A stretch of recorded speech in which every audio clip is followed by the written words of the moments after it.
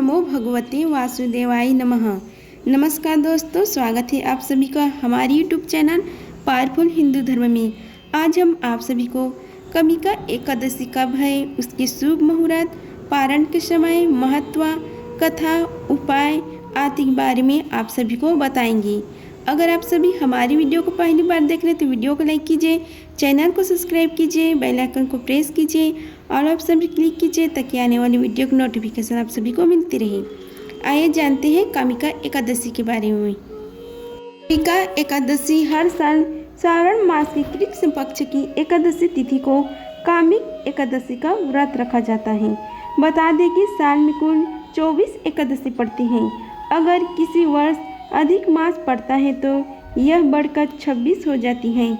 कृष्ण और शुक्ल पक्ष में पड़ने वाली हर एक दशी का अपना अपना महत्व है। ऐसे ही सावन की इस एकादशी का विशेष महत्व है। इस दिन भगवान विष्णु की विधिवत पूजा करने के साथ साथ व्रत रखने से व्यक्ति को हर तरह के पापों से मुक्ति मिल जाती है। ये जानते हैं कामिका एकादशी व्रत कब रखा जाएगा और इसकी शुभ मुहूर्त तथा धार्मिक महत्व। कामिका एकादशी व्रत श्रावण मास की कृष्ण पक्ष की एकादशी तिथि का आरंभ 30 जुलाई को दोपहर 4:44 से शुरू होगी। श्रावण मास की कृष्ण पक्ष की एकादशी तिथि समाप्ता 31 जुलाई को दोपहर 3:55 में कामिका एकादशी 2024 तिथि 31 जुलाई 2024 बुधवार को है। अब कामिका एकादशी का पारण का समय है 1 अगस्त को सुबह 5:40 से 8:22 तक रहेगा। हिंदू धर्म में कामिका एकादशी का विशेष महत्व है। इस दिन भगवान विष्णु के साथ साथ शिव जी की पूजा करने का विशेष महत्व है। ये देवशनि एकादशी के बाद पहली एकादशी है जिसमें भगवान विष्णु योग निद्रा में होते हैं। सावन मास में इस एकादशी के पढ़ने से इसका फल कई गुना अधिक बढ़ जाता है। कामिका एकादशी के दिन भगवान विष्णु की पूजा करने के साथ स्नान दान करने से व्यक्ति को हर पाप परेशानी से मुक्ति मिल जाती है और अंततः फल की प्राप्ति होती है। इसके साथ ही माना जाता है कि जो व्यक्ति कामिका एकादशी का व्रत करता है उसको नीच योनि में जन्म लेना नहीं पड़ता। अब हम आप सभी को कामिका एकादशी का महत्व बताते हैं। अर्जुन ने कहा, हे प्रभु, मैंने आषाढ़ मास के शुक्ल पक्ष की देवशनि एकादशी का सविस्तार वर्णन सुना। अब आप मुझे श्रावण मास की कृष्ण पक्ष की एकादशी की कथा सुनाने की कृपा करें। इस एकादशी का नाम क्या है, इसकी विधि क्या है, इसमें किस देवता का पूजन होता है, इसका उपास करने से मनुष्य को किस फल की प्राप्ति होती है। भगवान श्री कृष्ण ने कहा, हे श्रेष्ठ धनुधर, मैं सावन माह की पवित्र एकादशी की कथा सुनाता हूँ। ध्यान पूर्वक श्रवण करो। एक बार इस एकादशी के पावन कथा को भीष्म पितामह ने लोकहित के लिए नारद जी से कहा था। एक समय नारद जी ने कहा, हे पितामह, आज मेरी श्रवण कृष्ण के पक्ष की एकादशी की कथा सुनने की इच्छा है, अतः आप इस एकादशी की व्रत कथा का विधान सहित सुनाइए। नारद जी की इच्छा को सुन पितामह भीष्म ने कहा, हे नारद जी, आपने बहुत ही सुंदर प्रस्ताव किया है। अब आप बहुत ध्यानपूर्वक इसे श्रवण कीजिए। श्रावण माह की कृष्ण पक्ष की एकादशी का नाम कामिका एकादशी है। इस एकादशी की कथा सुनने मात्र से ही वाजपेय यज्ञ की फल की प्राप्ति होती है। कामिका एकादशी के उपवास में शंख चक्र गदाधारी भगवान श्री विष्णु का पूजन होता है। जो मनुष्य इस एकादशी को धूप दीप नैवेद्य आदि से भगवान विष्णु की पूजा करते हैं उन्हें गंगा स्नान के फल से भी उत्तम फल की प्राप्ति होती है। सूर्य ग्रहण और चंद्र ग्रहण में केदार और कुरुक्षेत्र में स्नान करने से जिस पूर्ण फल की प्राप्ति होती है वह पूर्ण कामिका एकादशी के दिन भगवान विष्णु की भक्ति पूर्वक पूजा करने से प्राप्त हो जाता है। भगवान विष्णु के श्रावण माह में भक्ति पूर्वक पूजन करने का फल समुद्र और वन सहित पृथ्वी का दान करने के फल से भी ज़्यादा होता है। व्यक्तिपात में गंड की नदी में स्नान करने से जो फल प्राप्त होता है फल भगवान की पूजा करने से मिल जाता है। संसार में भगवान की पूजा का फल सबसे ज्यादा है, अतः भक्ति पूर्वक भगवान की पूजा न बन सके तो श्रावण मास के कृष्ण पक्ष की कामिका एकादशी का उपवास करना चाहिए। आभूषणों से युक्त बक्षर सहित गौदान करने से जो फल प्राप्त होता है वह फल कामिका एकादशी के उपवास से मिल जाता है।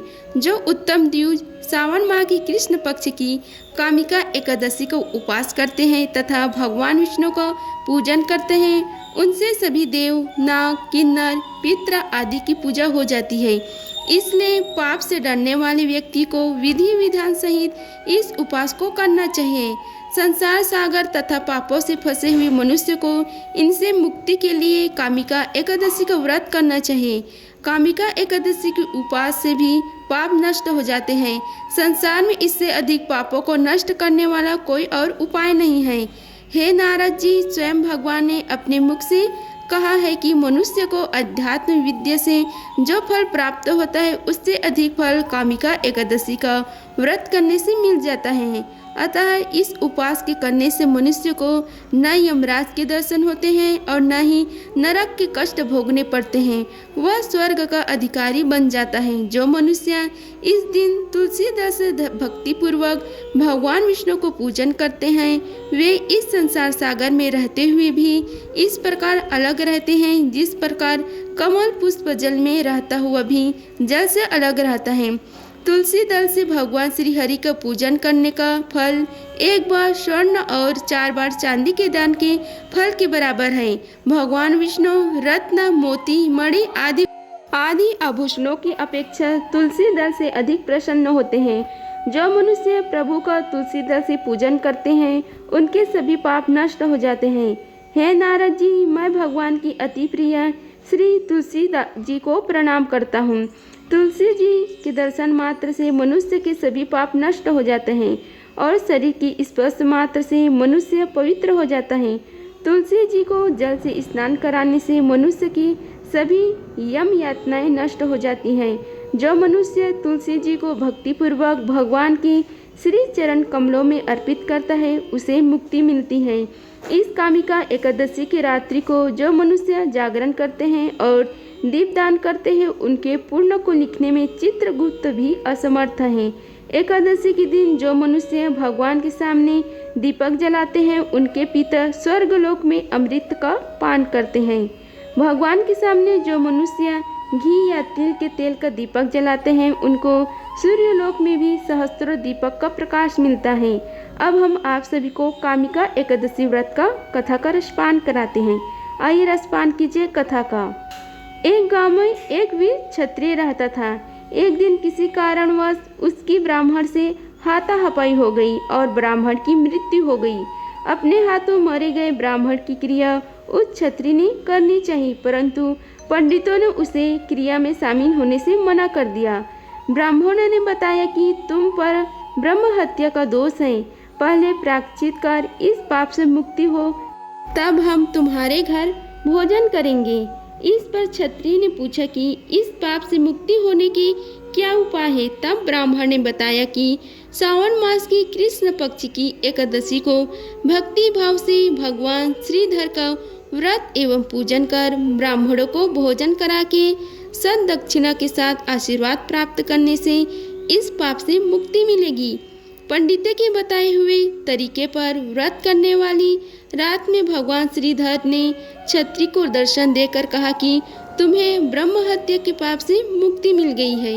इस व्रत के करने से ब्रह्म हत्या आदि के सभी पाप नष्ट हो जाते हैं और यह लोक में सुख भोग का प्राणी अंत में श्री विष्णु लोक को जाते हैं। इस कामिका एकादशी के महात्मा के श्रवण व पठन से मनुष्य को स्वर्ग लोक को प्राप्त करते हैं। हम आप सभी को कामिका एकादशी के दिन किए जाने वाले उपाय के बारे में बताते हैं। किसी गरीब या जरूरतमंद को खाना खिलाएं, अन्न बांटे और गाय एवं कुत्ते को भी रोटी खिलाना न भूलें। संभव हो तो इस दिन भंडारे का आयोजन कर या मंदिर में अन्न चढ़ाएं। अन्न जूठा या अशुद्ध नहीं होना चाहिए। कामिका एकादशी के दिन घर का सोना भगवान विष्णु के पास रखें और कुछ देर बाद उसे वापस तिजोरी में रख दें। हमारे भगवान विष्णु का प्रिय रंग पीला है। इसमें कामिका एकादशी के दिन पीले वस्त्रों का दान अवश्य करें। पीले वस्त्र खुद भी धारण करें और भगवान को पीले रंग के खाद्य पदार्थ का भोग लगाएं और पीले रंग के फूल चढ़ाएं। पीला धागा केले के पेड़ पर बांधें और केले के पेड़ की पूजा भी करें। इस दिन गुरु ग्रह के मंत्रों का भी जाप करें। कामिका एकादशी के दिन तुलसी और पीपल के पेड़ की पूजा करने के बाद परिक्रमा अवश्य करें। तुलसी के पौधे की परिक्रमा लगाने से वैवाहिक जीवन से जुड़ी सभी मनोकामनाएं पूर्ण होती हैं। वहीं पीपल के पेड़ की परिक्रमा लगाने से ग्रह शांत होते हैं और घर में सकारात्मक आती है। जो व्यक्ति कामिका एकादशी का व्रत करता है उसे भगवान का आशीर्वाद प्राप्त होता है और वह भ्रूण हत्या या ब्रह्म हत्या जैसे जघन्य पाप से भी मुक्ति हो जाता है। जो व्यक्ति भगवान श्री विष्णु के चरण कमलों में जलते हुए दीप अर्पित करता है उसके पूर्वज ही नहीं बल्कि उसके पूर्वज भी स्वर्ग में जाते हैं और वह दिव्य अमृत का रसपान करते हैं। एकादशी के दिन भगवान श्री हरि विष्णु की विधि पूर्वक पूजा करने के साथ विष्णु सहस्त्रनाम स्तोत्र का पाठ करना चाहिए। इस स्तोत्र का पाठ करने से घर में सुख समृद्धि और धन संपदा आदि है। इसके साथ ही कुंडली में गुरु बृहस्पति की स्थिति मजबूत होती है। कामिका एकादशी के दिन तुलसी के पौधे की पूजा करने से विशेष फल प्राप्त होता है। एकादशी के दिन तुलसी के पौधे के सामने घी का दीपक जलाएं। इसके साथ ही ओम नमो भगवते नारायण नमः मंत्र का जाप करें। अपनी आर्थिक स्थिति को मजबूत करने के लिए एक पीले रंग के कपड़े में 2 हल्दी का गांठ, 1 रुपये और 5 पीले रंग की कौड़ियाँ रखकर गांठ लगा दे। इसके बाद इसे भगवान विष्णु के पास रख दे। फिर विधिवत पूजा कर ले। अंत में प्रभु का आशीर्वाद लेते हुए इसे तिजोरी या फिर धन वाले स्थान पर रख दें। अगर आप चाहते हैं कि अपने करियर में तरक्की हो तो एक पीपल के पत्ते लें और उसमें पीला चंदन या फिर हल्दी से स्वास्तिक का चिन्ह बनाएं और इसे भगवान विष्णु को चढ़ाते हुए ओम नमो भगवते नारायणाय नमः मंत्र को बोलें। इसके साथ ही पीले रंग की मिठाई भी अर्पित करें। कामिका एकादशी के दिन श्री हरि विष्णु की चालीसा का पाठ करें। इसके साथ ही गरीब और ज़रूरतमंद लोगों को अनाज, वस्त्र, पैसा आदि दें। इस उपाय को करने से जीवन में कष्ट जो होता है वो दूर हो जाता है। घर में सुख, समृद्धि, शांति और समृद्धि लाने के लिए कामिका एकादशी के दिन भगवान विष्णु के साथ माँ लक्ष्मी की पूजा अर्चना करें। इससे लाभ मिलेगा। अगर आप सभी को हमारी वीडियो पसंद आई होगी तो वीडियो को लाइक कीजिए, चैनल को सब्सक्राइब कीजिए और कमेंट बॉक्स में ओम नमो भगवते वासुदेवाय लिखिए। धन्यवाद। मिलते हैं अगले वीडियो में। तब तक के लिए जय श्री राधे रानी।